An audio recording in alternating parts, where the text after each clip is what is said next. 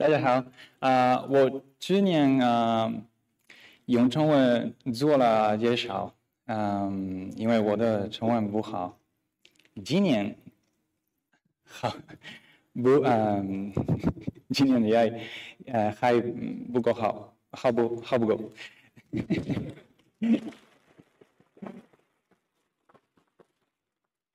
但是我有很有意思的话题，但是我觉得对我来说太难了，所以我写下来从英文说。So today I want to talk to you about a refreshing approach to data fetching and async state management, which is Pinia Colada. But in order to talk about that, I want to talk about UX and UX history.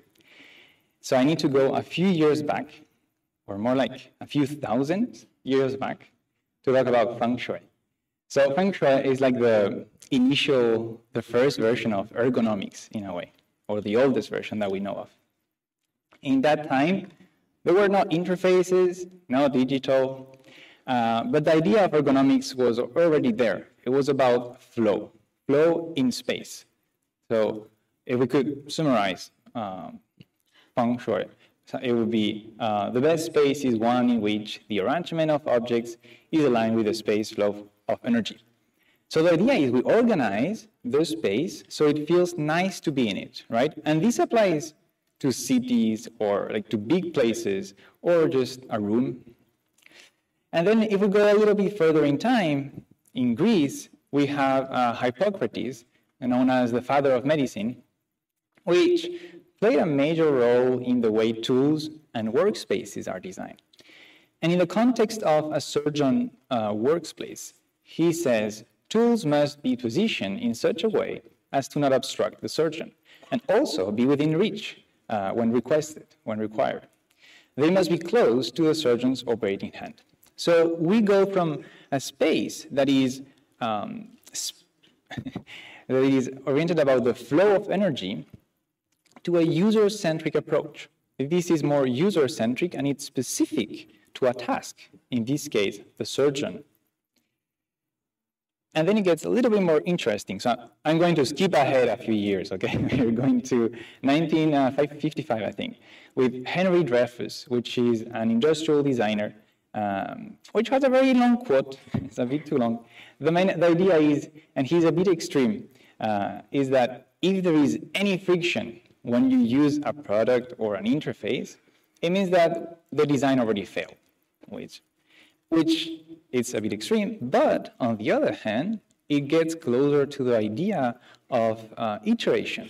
When we develop applications, we try to go through these phases of, I have a bug, I fix it, and this is the same idea, right? We want to iterate until we succeed. And I think it's more realistic too, because the other versions are a bit too idealistic. And this is more practical, more pragmatic also.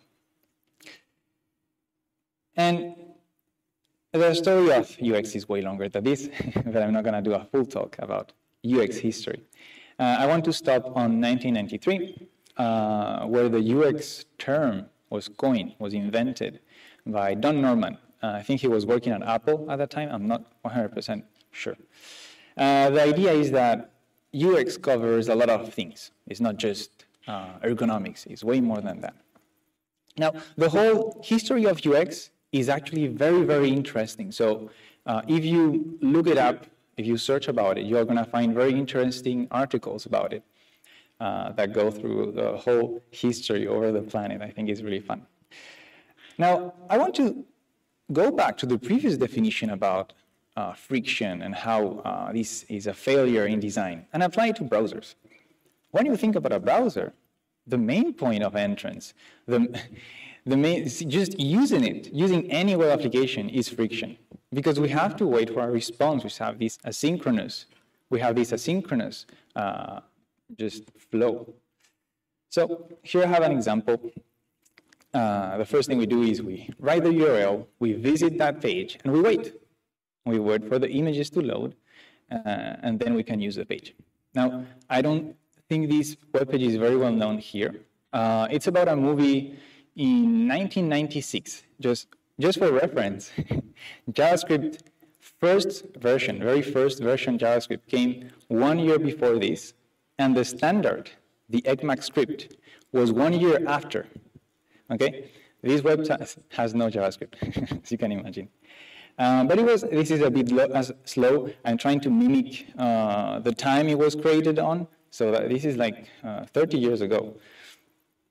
And it was slow, and then if you navigate, things are still very slow.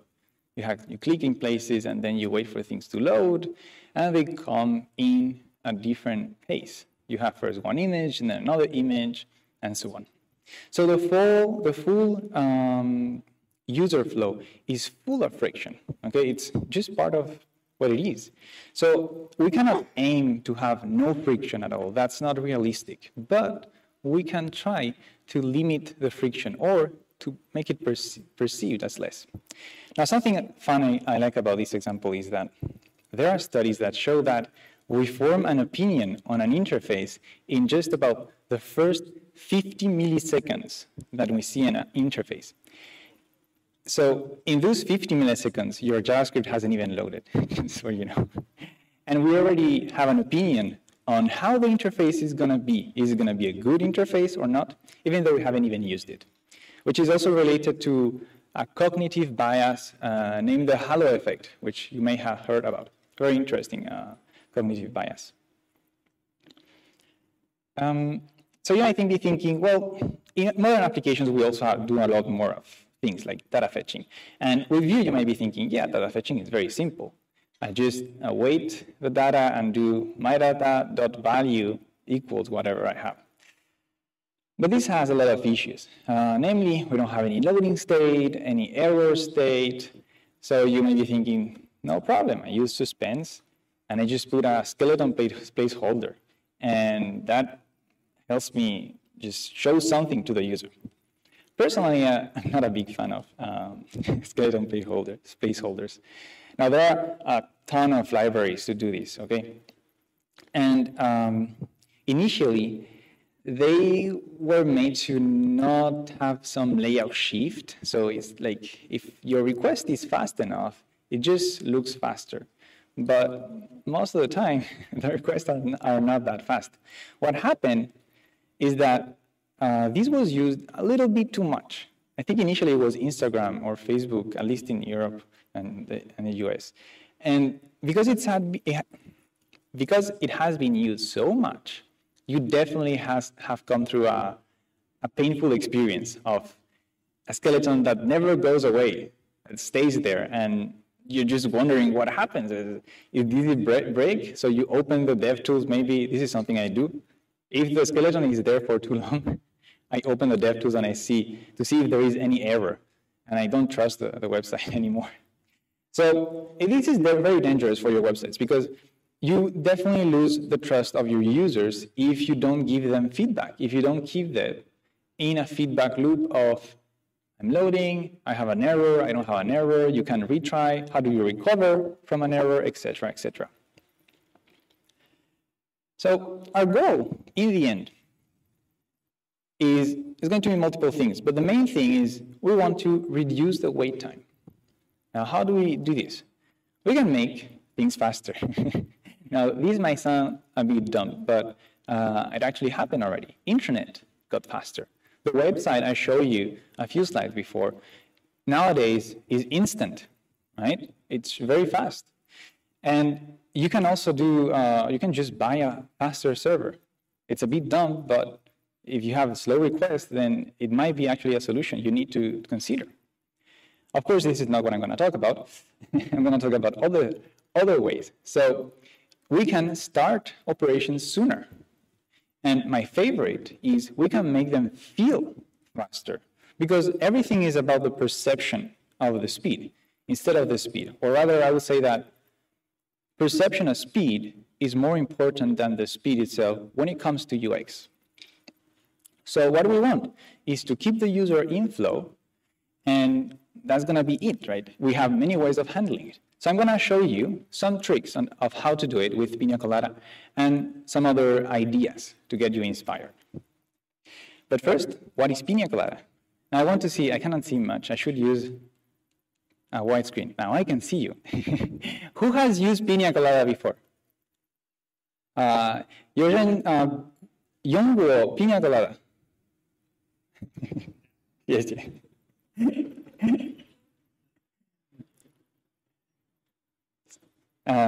So a bit, it means a lot of people don't understand my English. I'm going to try to speak a little bit slower. Mama sure. Pinia Colada. So Pinia Colada is a Vue plugin that uses Pinia. It has three main components: the cache, which is a Pinia store. It has queries, which are how we read data, and we have mutations, which is how we write that. And it's also very, very light. I like lean and extensible libraries. I always put a lot of effort and work on making libraries light. So it's only 3 kilobytes. It's under 3 kilobytes, actually. Now, let's talk about the basics, the most important part, queries, which is where we have some asynchronous operation going on. To define a query, we need two things: a key, which is going to say, how do we recognize this data in the query cache? So this is used in the query cache to say where we store the data.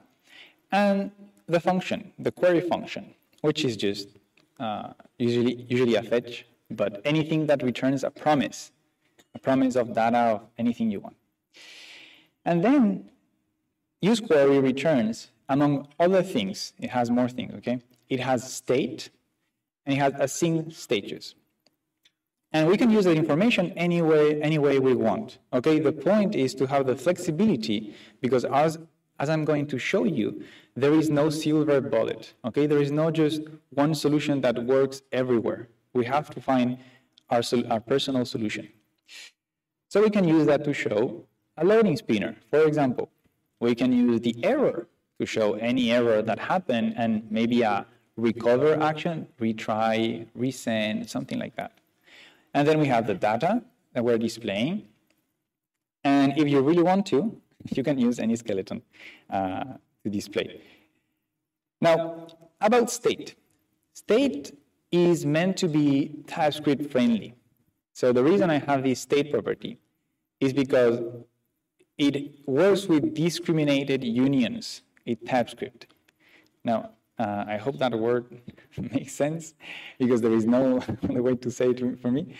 But in practice, you can use if status equals something, and TypeScript will infer the shape of the object. So we have three different shapes. We have pending, is the initial state. We have no error, no data. Then after it finishes loading, we either have success or error. And in success, we don't have an error and we always have data. But in error, because we might come from a successful state before, we have the previous data, if there is one, and the error. And we have some convenient access for these single properties, but these are not, so you cannot have a discriminated union if you use the individual state properties. Now, we also have functions to refresh and refetch. Now, in practice, you are going to let Pinia Colada automatically do this for you. And I'm going to explain why it should be automatic. But you might have noticed that the query function doesn't take any parameter. It's a function with no arguments. It has to be able to be called on itself, to just call itself automatically when needed. So what makes this so special here? Well, thanks to the key, we have everything linked together. So we can use this query in multiple places, but they are still the same. They are still connected. So you can call refresh multiple times, you still get just one single call. It can happen in multiple components, you still get one single call. And this is important because this is consistency. So it might have happened to you in the past. You update your avatar, your profile picture on your profile page, and it changes on your profile page, but the navbar still shows the old avatar. For me, that means that they haven't handled well their consistency, and it makes you lose a little bit of trust. You trust the website less because of these little mistakes. Now, in Pinia Colada, you can even get the promise, the return value, the promise returned by refresh, and they're exactly the same promise. They are exactly the same promise. So this is the centralized data. It's all linked through the key, okay? And we can access all these entries in the query cache. So this is going to be the connection we're going to see between query and mutations. We have one abstraction layer there. And something interesting about this cache is that it's a client-side cache. And you're going to see that it's very, very different from a server-side cache. Now, when you think about a server-side cache, the idea is you want to diminish, to have the minimum amount of requests possible. You want to serve cache data because it's faster, it's more performant. On the client, what you want to do is to do more requests, but you want to do them in the right moment, okay? The idea is to always have up-to-date information on the client. So you have both. You have server cache and client cache. If you can, you have both. You use both at the same time. And on Vue, so on any component, you can access this cache with the use query cache. And you can do many, many operations. And one of the most important parts here is going to be the concept of fresh data versus stale data, which is the same as in server cache, you would say, but the configuration is going to be different. So fresh data and stale data are opposites. You have fresh or stale data, cannot be both. The data is fresh when it's fetched for the first time and any other time. And then we can define this stale time, which is in milliseconds. And after this time, the query cache will automatically mark the data as stale. And once the data is stale, it will be smartly auto-refetch when needed, okay? And so I want to tell you about a little story for going forward. A story about baggage claim in Houston, in the airport of Houston, a little experiment they did. I think it was in the 90s. They were having a lot of complaints from their passengers. They were all very mad, very unhappy about very slow luggage. They were waiting for this luggage a lot. Okay, they were waiting in the baggage claim. And so what was happening is that they would get off the plane and they would walk for about 1 minute to the baggage claim. And at the baggage claim, they would just wait there for 7 minutes. And so because of that wait time, it felt very painful for them. And what they did is they moved the baggage claim away from the arrival of the plane. So people get off the plane, they spend 7 minutes walking to get to the baggage claim. They aren't waiting because they're walking. And then they just wait 1 minute in the baggage claim. And now suddenly, it feels so much more better. So much better, right? But in reality, the time they had to spend was the same. Now, how does this apply to the web?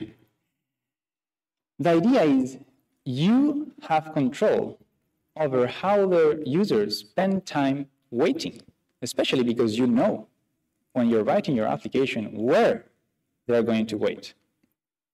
And so I like to refer to these three important limits. They have been seen in many research papers. So this one is from Jacob Nielsen in 1993. so it's 30 years ago, but it's still valid. It says that any interaction that gives feedback under 100 milliseconds is the same as instant. As humans, we are not able to make the difference. Okay, we cannot make a difference. Between that time and 1 second, we notice there is a delay, but we stay in the flow of thought, which means that if I'm booking a plane ticket, a plane ticket, and I have to wait for less than a second, I'm not going to think about what I'm going to have for lunch. Okay, I will stay focused on the task. However, over 1 second, it starts being a little bit more annoying. And the limit is 10 seconds. Over 10 seconds, your user is going to do something else. They're going to close their website or move to another tab, look at emails, open TikTok or whatever. And you might be thinking, my API call is never going to take 10 seconds. But just wait until you use AI in your API calls. Because when you think about it, every single chat request always takes way more than this. And the way they keep us on the page is by making it feel like time is not passing by doing something. They keep us distracted in a way with the streaming of the response. The chat is just streaming. So we just wait while we are reading the stream. But in reality, we're still waiting. We are being distracted. Just like the people went from the airport walking, it's pretty much the same. Now, how do we apply this to Pinia Colada? With Pinia Colada, we can use this plugin, Pinia Colada plugin delay, to automatically delay all spinners, all async stages. Because I think this is pretty much the only silver bullet, the only practice that you can always apply is that if your loading takes less than a certain amount of time, you should probably never display the loading state. Now I'm going to show you a demo about this in a moment. This plugin allows you to actually configure per query. You have this new option, delay, that tells how long to wait until we display the loading state. Now, first, I'm going to show you a small application, not too beautiful, I know, where I show immediately the loading state. And as you can see, when I click around, I can see loading, it flashes, it has some glitches, okay? And I can see fetching when I type in the search bar. Now, it's not slow, but it distracts you. And it feels a little bit slower than this version, which is the exact same application, but with a delay. And so this is subjective, it's just in our mind, but it has been proven that this just feels the same. It feels instant because we are not giving a feedback that is unnecessary. And it's a one-line change, basically. Now, queries are nice, but I think that when we think about friction in applications, the main issue are mutations, because they are likely to be the place where we encounter the most problems, especially with errors. We have to recover from errors when we have to change something. And so, in a way, there is a lot of space for improvement here. So mutations are different because they only require one mutation function, and it can take parameters because we call them ourselves. We don't let the cache call it for us. It wouldn't make any sense. We have to actually call. And then we get this mutate function that we call anywhere we need, plus all the different states. So for example, here I just call create to do, which is a mutate function that I rename with the string, with the text for the new to do. Now, as I was saying, this is a place full of opportunities, and I'm going to show you a few examples. This is the simplest one. When we change some information that is on the server and that we read in our application, we can tell the cache, our client-side cache, hey, I know that this information is no longer up to date. I know that you could fetch a new version and it will be different from the one that you have because I just updated myself. I just wrote a new version. So when we call these functions, invalidate queries, the cache is going to mark them as stale, and if they are being used, they will be automatically called. Otherwise, they will be called the next time they're used. So you don't have to do anything else. You just call this in one place, and in another place of your application, if the query is being used, it will get fetched automatically, which is very convenient. Okay, so in a way, we are trying to predict a little bit the future here, because when we evaluate a query, it also means that we know we will need to display that information in the page. So we know that we're going to fetch later on. In a way, it's similar to the surgeon workplace, where you just plan the space. You just know that you're going to need different tools at different moments, so the place of a surgeon is organized around that. You have helpers that give you the tools whenever you need them.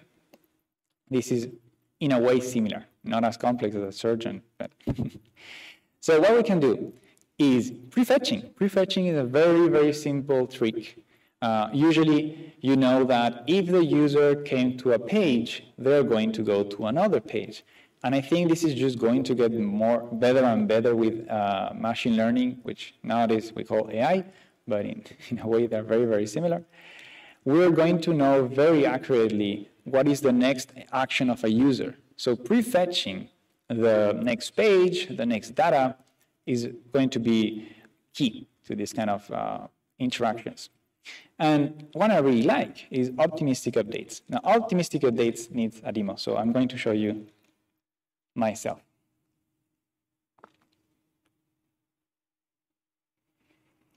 So my internet is a bit slow, which is perfect for the demo.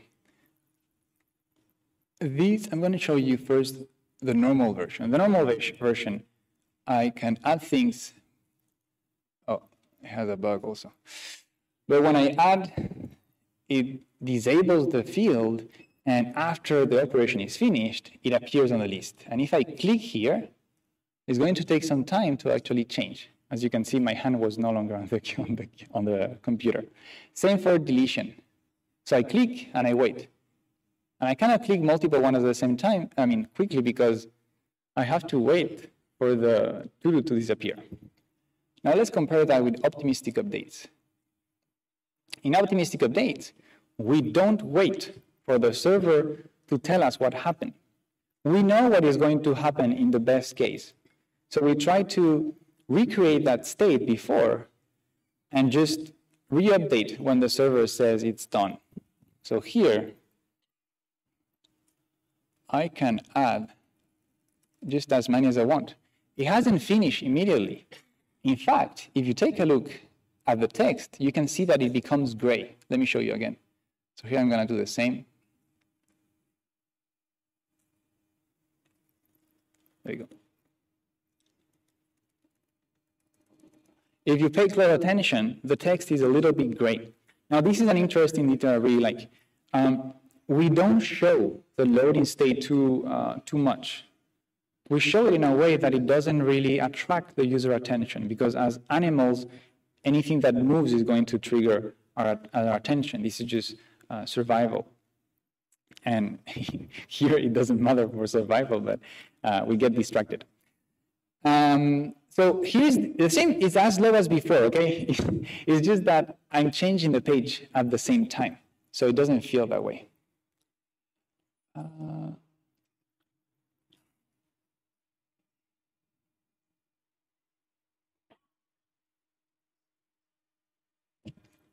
Okay, so let me show you quickly the code behind the scenes.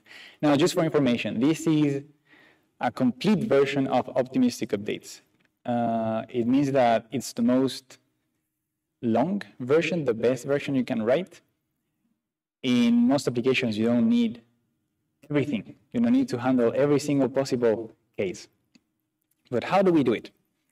Well, we have hooks when we call the mutation. So this is our simple mutation. We fetch and we ensure that we have something to add to the to-do list.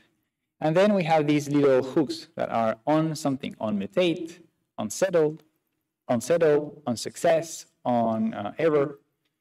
On mutate happens right before we mutate, similar to on submit. It happens before submitting a form.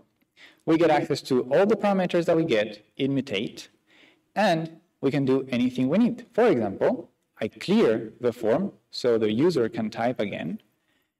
Then I build this new version of the to-do list. So this is the optimistic update. I know that it's going to look more or less like, well, the version I have on the cache, which I'm getting with get query data, and I just append the new one. And then I set the query data at the very bottom. All of this using the same key, the to-dos. What I can also do is cancel any ongoing query. Now, this is a formality. As I was saying, this is the most complete case. But if by any chance the application is already fetching the to-dos, we know that it's no longer up to date. So we can cancel that. We can say, hey, stop fetching to-dos. It's worthless. The data is already outdated. And then we are going to return anything we need. So this is the context. We return a context that we can use in every other hook. In every other hook, we get access to the context, new to-dos, new to-do item, etc., etc. So for example, on success, what I do, which is not necessary, but I can do is I change the ID because if you notice, I created a temporary ID in that to-do, which is negative value, so I can detect if it's an optimistic update or if it's a to-do created by the server. It's just a simple trick. You could also have a Boolean, is optimistic or is temporary or anything that you feel makes sense. And here I check the list, I find that item, and I replace it with the version that the server gave me. And then we have onSettle, which is like promises, so success or reject, resolve or reject.